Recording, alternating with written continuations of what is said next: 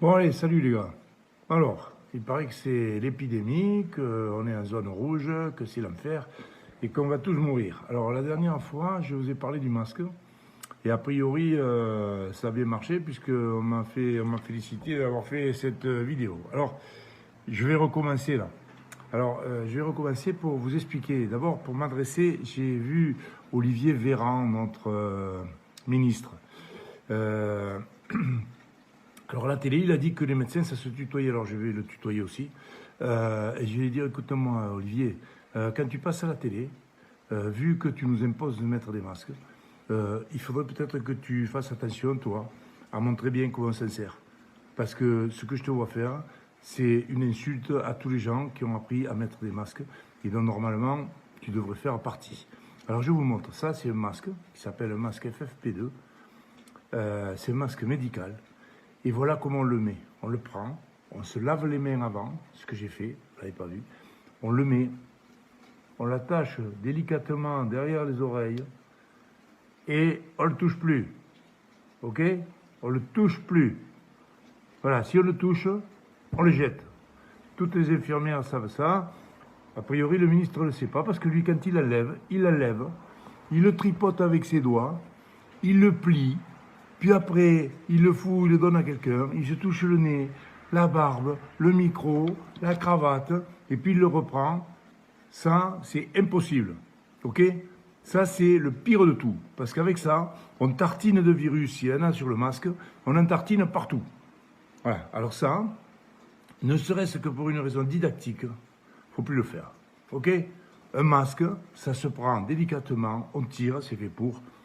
On le met derrière les oreilles, on essaie de pas se décoller les oreilles, et terminé, on ne touche plus. Ok? Au pire, on se lave les mains, on vient délicatement fermer ça, et terminé. Et pendant 4-5 heures, on ne le bouge plus. Si on le touche, on le jette. Voilà. Bon. Alors ensuite, puisque les masques, voilà, c'est obligatoire, je vais vous parler, parce que on nous dit, il faudrait peut-être que maintenant on arrête de jeter les masques partout, parce que c'est des produits non dégradables et que ça pollue. Bon, ça, c'est sûr. Alors effectivement, on en trouve partout. On en trouve à la rivière, on en trouve dans l'eau, on en trouve sur les routes, bon voilà. Donc on a dit, oh non, on va mettre des masques en tissu. C'est mieux, c'est lavable 60 fois. Bon, d'accord, c'est vrai, ça pollue moins, ça c'est sûr. Et puis c'est obligatoire, donc il faut qu'on les mette. Alors, moi je vous incite quand même à regarder la notice des masques. Parce que sur les masques en tissu, il y a marqué « Ne convient pas à la prévention de la transmission des agents infectieux ». Donc ça veut dire que le masque en tissu que vous achetez, il sert à tout, à empêcher de se mettre du talc dans le nez, du ciment, de la poussière quand vous aspirez votre garage. Mais par contre, il ne prévient pas la transmission des agents infectieux. Bon, alors, si vous le mettez là, c'est pas parce que vous passez l'aspirateur dans votre garage. C'est vous protéger des contaminations extérieures qui est l'objectif. Or, c'est pas fait pour ça. Alors, on dit oui, non, mais si, ça protège un peu quand même. Oui, non, ça protège pas du tout. Ça protège pas du tout, je vais vous expliquer pourquoi. Parce que ces masques, ils sont faits pour empêcher des particules de plus de 3 microns de traverser. Donc si la particule fait 3 microns et demi, elle passe pas. Si elle fait 2 microns et demi, elle passe. Le coronavirus, il fait 0,125 microns. C'est-à-dire, il est presque 30 fois plus petit que la plus petite particule qui est arrêtée. Donc ça veut dire que quand il y a 29 virus qui passent, ils n'ont aucun problème. C'est juste le 30e qui frotte un peu. Ouais.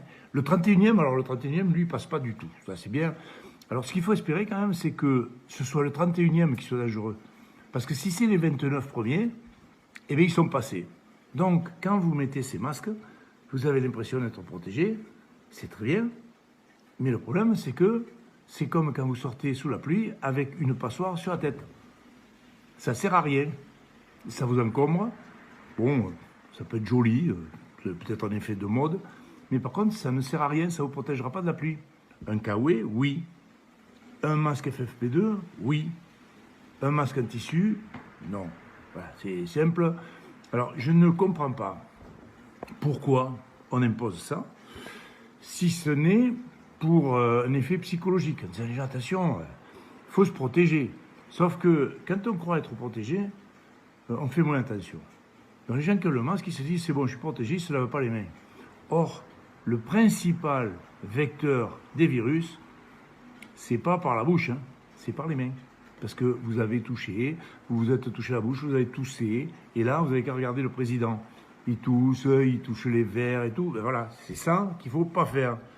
Et qu'on porte un masque qu'on n'en porte pas, quand on fait ça, eh bien on contamine. Et les autres sont contaminés. Donc si réellement, heureusement, il n'y a pas d'épidémie, mais bon, si d'aventure l'épidémie revenait, le pire qu'on peut faire, c'est de ne pas savoir se servir d'un masque. Voilà. Alors, maintenant, je vous incite à continuer à mettre le masque, parce que s'il y a quelque chose qui est prouvé concernant le masque, c'est que si vous ne le mettez pas, vous prenez 135 € d'amende. Voilà. Donc ça, c'est scientifique, les études à double aveugle, Raoult, tout le monde est d'accord. Si vous ne mettez pas le masque, c'est 135 €. Ça ne vous protège pas, mais ça coûte cher. Donc il faut le mettre. Voilà. Alors ensuite, écoutez, l'épidémie, nous, on ne l'a pas vu arriver. On ne l'a toujours pas vu. Alors moi, ça me fait un peu l'impression, vous savez, moi, quand j'étais à la fac, on m'a dit, une épidémie, d'abord, c'est défini par des malades. Une maladie, et donc, il y a du travail. Quoi, voilà. Nous, des malades, on n'en voit pas. Des morts, il n'y en a pas. La maladie, bon, elle y est, ça oui.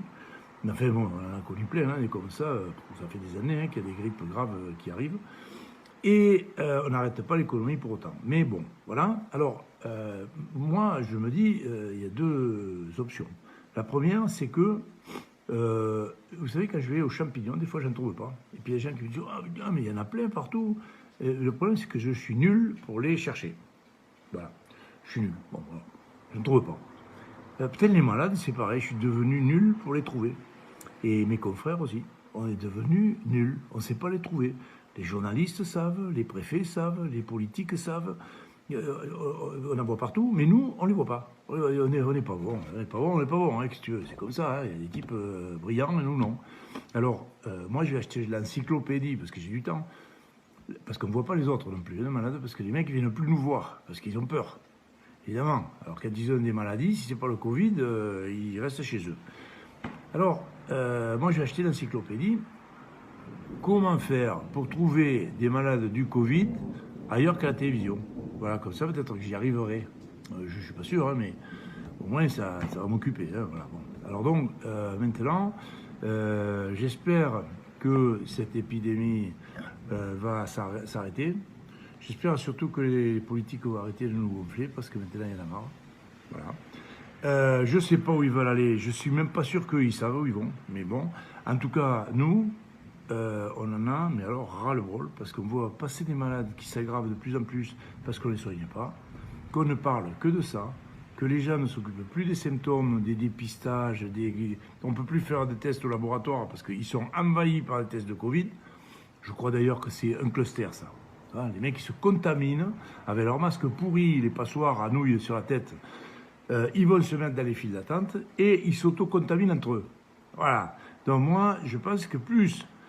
vous allez vous mettre au contact de gens malades, plus vous risquez de choper la maladie. Ça fait partie de l'épidémiologie de base.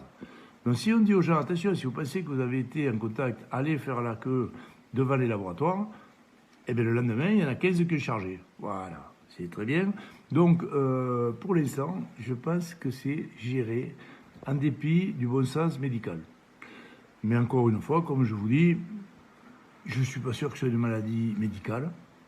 Donc, moi, je n'ai pas appris à la faculté, et en 35 ans de pratique, je n'ai pas appris la médecine journalistique. Je ne la sais pas. Ce n'est pas ma spécialité. Donc, moi, je sais faire la médecine de la médecine, Mais la médecine de la télé, je ne sais pas la faire. Donc, je laisse faire les gens qui savent. Voilà. Donc là, aujourd'hui, j'espère que je vais voir des patients autres que du Covid, parce que des cancers, par contre, il y en a, et ça tue. Je vous rappelle, cancer du côlon, un mort toutes les 20 minutes, une maladie curable, sur laquelle il y a un test que personne ne fait, et pour lequel il n'y a aucun CRS qui vous impose de le faire, ni aucun homme politique qui vous en parle. Voilà. Donc si vous pouvez en profiter pour vous rappeler qu'à partir de 50 ans, il faut faire un test pour savoir si vous risquez d'avoir un cancer du côlon, pensez-y, c'est intéressant. Voilà. Parce que moi, par exemple, j'en ai eu un de cancer du côlon, et jusqu'à présent, j'ai guéri. Pourquoi? Parce qu'on l'a pris tôt. Et un cancer du côlon pris à temps, c'est pas un cancer méchant. Voilà. Alors, passez une bonne journée. Et n'oubliez pas la passoire sur la tête, ça sert à rien, mais ça vous évitera 135 euros. Allez, à plus. Ciao.